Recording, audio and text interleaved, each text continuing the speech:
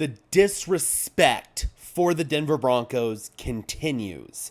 Despite them getting a win on Monday Night Football to improve to 8-5 on the season, 3 games above 500, and despite this player continuing to have an all-pro caliber season, the disrespect is real. But before we talk about that, guys, I want to thank the affiliate partner for today's video, Whitebeard Signworks. Use code BS30, link in the description down below, to save $30 off your first purchase on NFL LED team logo signs, just like this really cool sign behind me. Again, that is code BS30, link in the description down below to save $30 off your first purchase. Thank you so much to Whitebeard Signworks, and now back to your regularly scheduled content.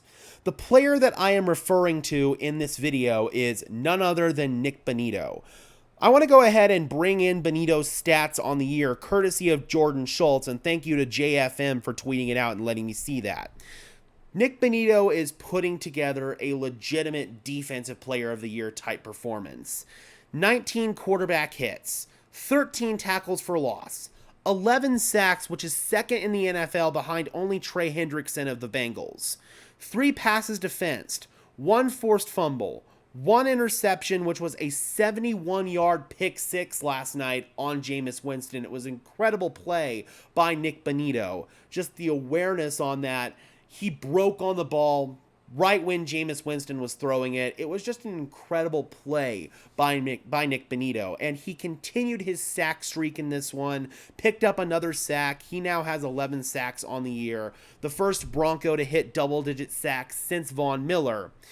You put these stats with a name like Myles Garrett or TJ Watt or Trey Hendrickson or, Micah Parsons, and people are going to say that that's a defensive player of the year type season, but the odds clearly reflect that people aren't seeing it that way. These odds are reflective of the current betting markets.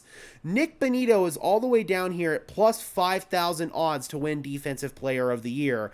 TJ Watt is the clear leader in the clubhouse with minus 220 odds. But you look at some of these edge rushers that are ahead of Nick Bonito in terms of odds. You've got Andrew Van Ginkel at plus 4,000, Jonathan Grenard at plus 3,000, Trey Hendrickson, who's again the league leader in sacks, at plus 3,000. You've got, obviously, Will Anderson up here at plus 1,700, Danielle Hunter at plus 1,700, and then Myles Garrett at plus 850.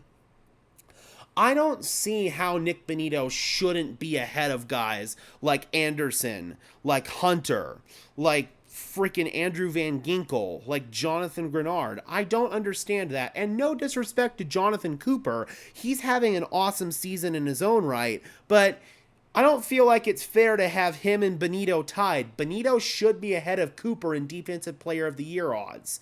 So clearly the betting markets do not favor the Denver Broncos here, and it's because Nick Bonito is not a household name. Again, if you attach those stats to somebody who is more of a household name, even a Will Anderson or a Danielle Hunter, then Nick Bonito would be up there probably with those same odds as them. But nope, Bonito's all the way down here, and it's because he is not a household name. I want to go ahead and bring in TJ Watt and Myles Garrett stats on the season, and let's go ahead and do some comparing. TJ Watt, 14 quarterback hits, which is non-sack, by the way, so sacks don't get jumbled into quarterback hits here. 16 tackles for loss, 9.5 sacks, 3 passes defensed, 5 forced fumbles. That is what does separate Nick Bonito and TJ Watt. Nick Bonito only has 1 forced fumble on the season. TJ Watt has had multiple forced fumbles in critical situations that has sealed games for the Pittsburgh Steelers. So I definitely understand why TJ Watt is the leader in the clubhouse. It makes sense, but Nick Bonito definitely should have higher odds than plus 5,000. Let's look at Myles Garrett. 7 quarterback hits. Nick Bonito has 19. 14 TFLs, 10 sacks, no interceptions, no pass defense, 3 forced fumbles. Again, a little bit ahead, but Myles Garrett has plus 850 odds. Nick Bonito has plus 5,000 odds.